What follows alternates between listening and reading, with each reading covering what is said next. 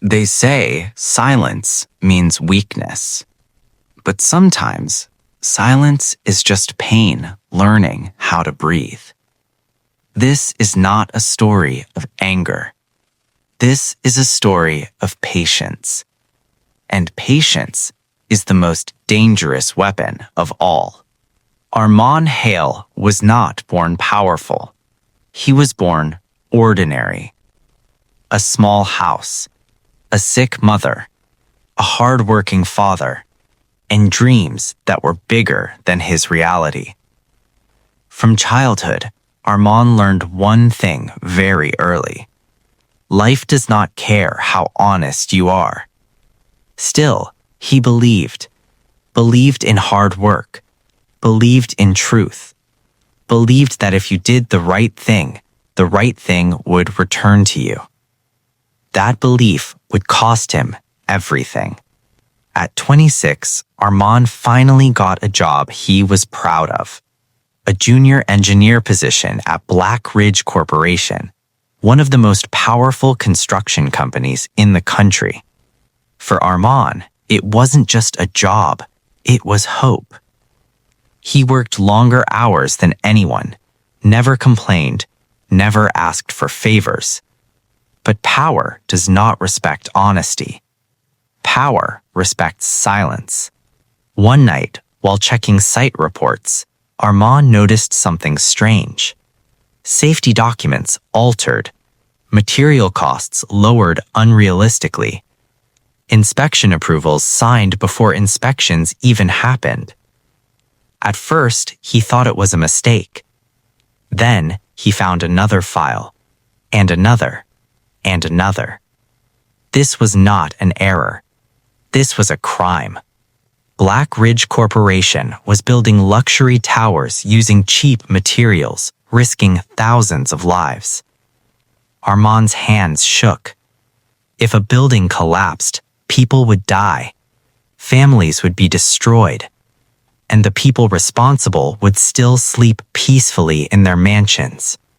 Arman didn't sleep that night. His father warned him the next morning. "Son, big people don't like small people asking big questions." But Arman had already decided. He reported everything to senior management. And that was the day his life ended. The office changed overnight. People stopped talking to him. Emails went unanswered. Meetings happened without him. 3 days later, he was called into a room. 5 men sat there. Expensive suits, cold eyes. One of them smiled. "Do you know what happens to people who don't understand their place?" They accused Arman of stealing company data, of selling information to competitors, of betrayal. He laughed at first. Then he saw the evidence. Fake emails, forged signatures, false witness statements. They had prepared this long before he ever spoke. By evening, Arman was fired. By morning, his name was destroyed. No company would hire him. No one returned his calls. Even friends stopped answering. In 1 week, he went from respected engineer to a criminal in everyone's eyes. But life wasn't finished punishing him. 2 months later, his mother collapsed. Stress, medicines they could no longer afford. She died quietly, while Arman stood helpless outside the ICU. At the funeral, Black Ridge executives sent flowers. Not with apologies, with silence. That night, something inside Arman broke. Not loudly, not dramatically. It broke quietly. And when something breaks quietly, it changes forever. He stopped arguing, stopped explaining, stopped asking for justice. Instead, he started observing, listening, learning. Arman took a job as a night security guard in a corporate complex. Low salary, no respect. Exactly where powerful people never look. While others slept, Arman watched screens. While others partied, Arman studied law, finance, corporate crimes, digital security. He didn't hate anymore. He prepared. Because revenge rushed is revenge failed. And Arman wanted something much bigger than revenge. He wanted collapse. They thought he was finished. They thought he was forgotten. But they didn't know. This was only the beginning. When a man loses everything, he becomes dangerous. Not because he wants to hurt others, but because he no longer fears losing anything more. Arman Hale had reached that point. The security job was invisible work. No greetings, no respect, no questions. And that was perfect. Because powerful people never notice the invisible.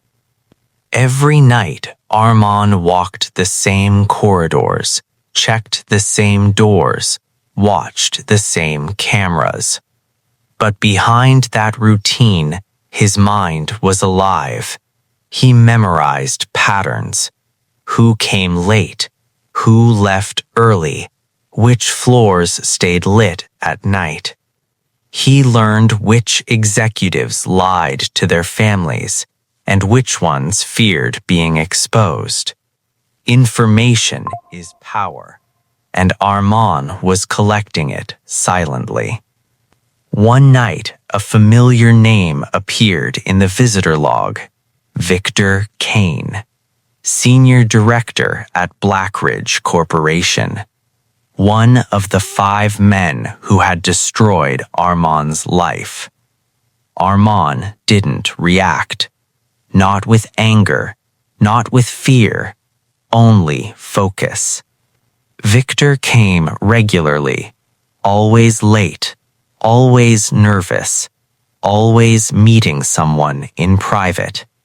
Arman didn't follow him. He didn't listen. He waited. Because people always reveal themselves when they believe no one is watching. Weeks passed, then months. One night, Arman noticed a pattern. Victor always met on the 17th floor, always after midnight, always for less than 30 minutes. Arman checked the records. The 17th floor belonged to a shell company. No real employees, no real work, just a name. Arman started digging, quietly, using public records, financial databases, archived company registrations. The shell company was connected to offshore accounts, illegal transfers, bribe payments. Blackridge wasn't just cutting corners, they were laundering money. Arman didn't smile. This wasn't enough. He needed everything. One rainy night, Victor made a mistake. He forgot his access card. Arman found it. And for the first time in years, luck stood on Arman's side.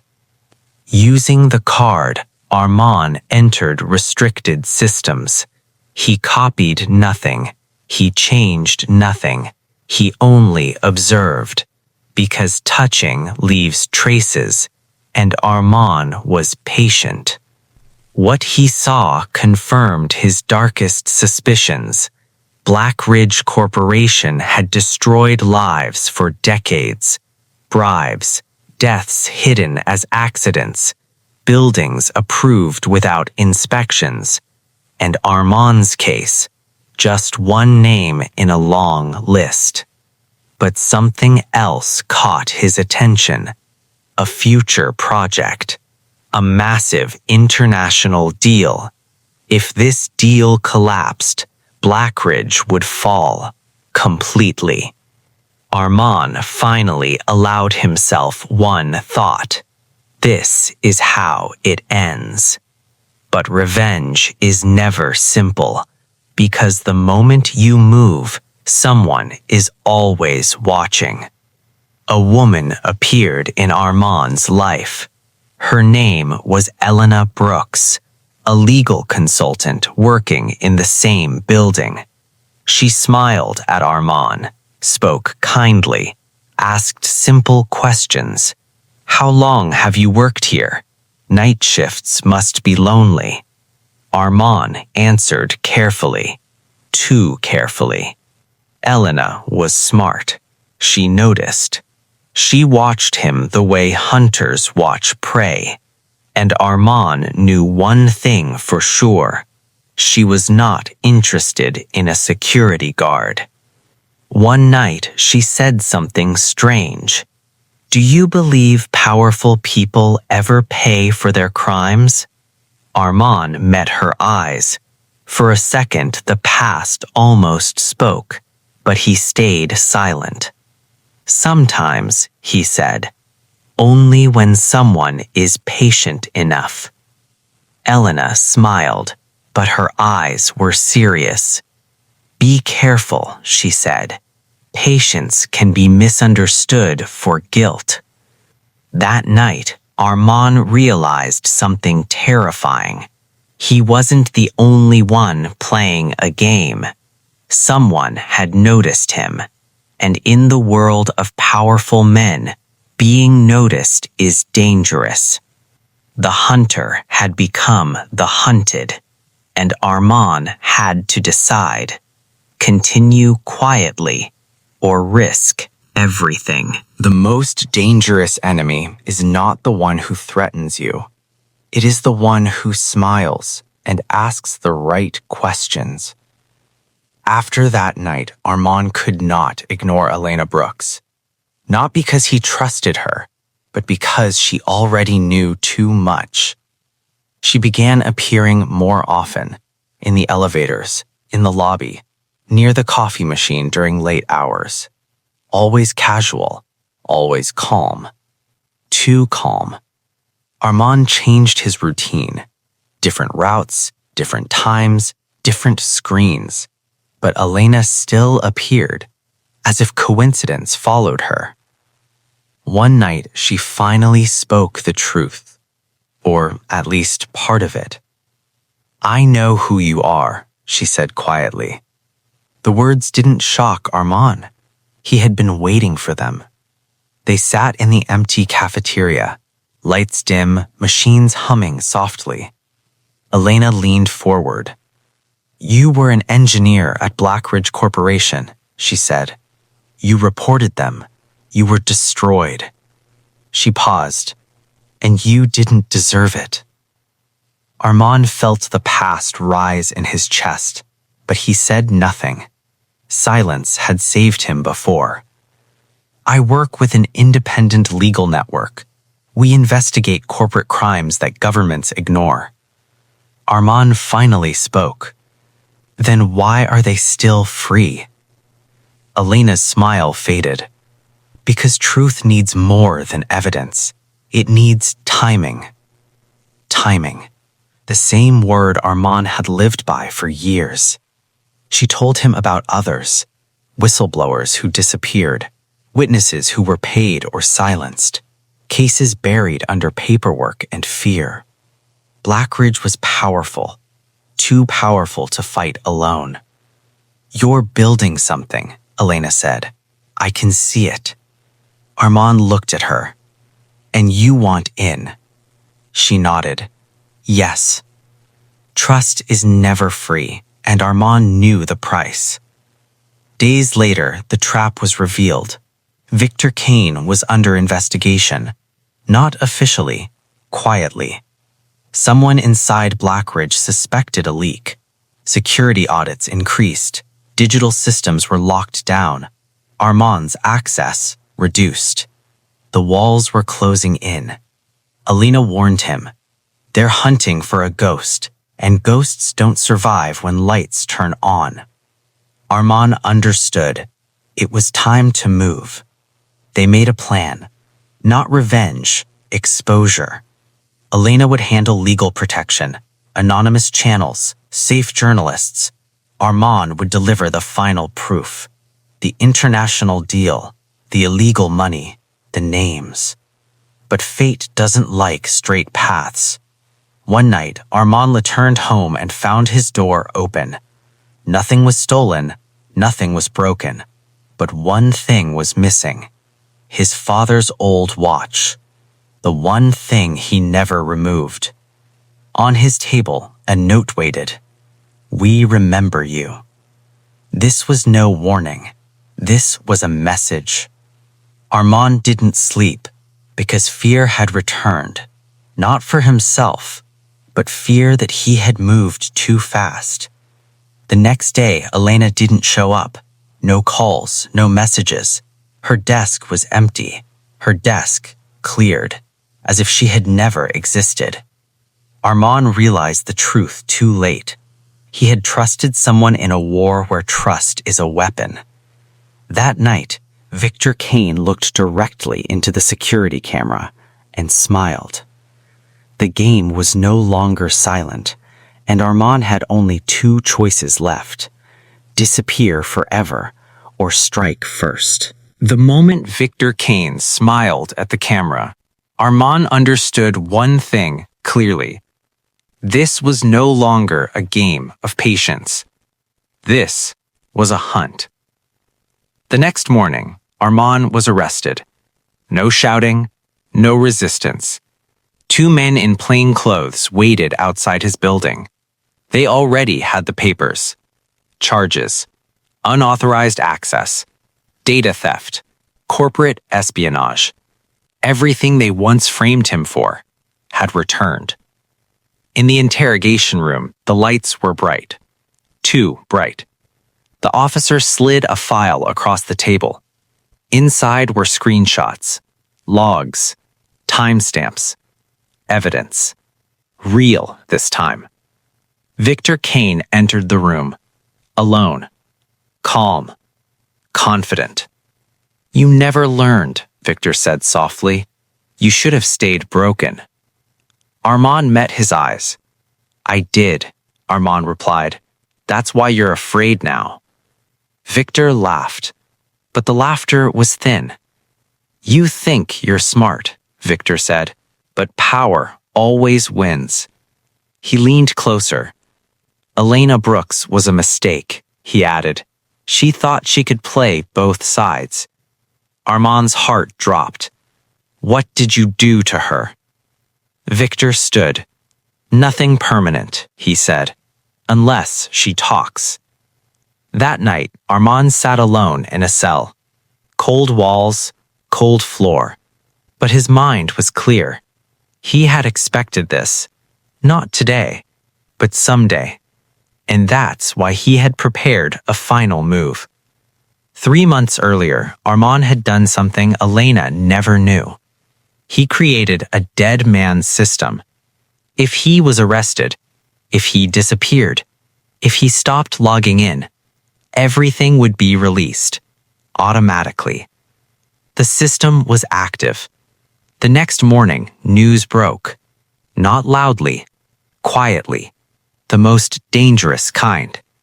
An investigative journalist published a small article, then another, then another.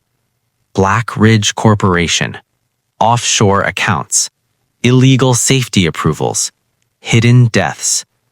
Victor Kane panicked. Arman watched it on the prison television. For the first time in years, he smiled. But revenge always asks for payment. That evening, Elena appeared in the prison hallway, bruised, tired, alive. "I'm sorry," she said quietly through the glass. "They got to me." Arman nodded. "I know." "They wanted you to act," Elena continued. "They wanted you exposed." Arman leaned closer. "And now, they are." Elena had one final piece of information. The international deal was scheduled for the next week. If signed, Black Ridge would be protected. If stopped, they would collapse forever. Arman's release came suddenly. Charges dropped. No explanation. Fear had replaced confidence. Victor Kane made one last move. A private meeting. No guards, no witnesses. The predator wanted closure. Power never believes it can fall. That is why it always does. The meeting was scheduled at midnight. Top floor. Private room. No cameras. Victor Kane believed this was his victory lap. Arman Hale believed this was the end. Victor arrived first. Expensive suit. Confident posture. A man who had escaped justice his entire life. When Arman entered, Victor smiled. You should have stayed invisible. Arman closed the door behind him. I was invisible. That's how I learned everything. Victor poured a drink. Do you know how many people I've crushed? He asked calmly. You're not special. Arman stepped closer. No, he said. I'm patient. Victor leaned forward.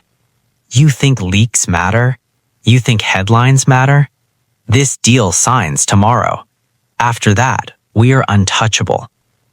Arman nodded. Was, he corrected. Victor's phone buzzed. Once, twice, again. His smile faded. Screens in the room turned on. Live news. International regulators had frozen the deal.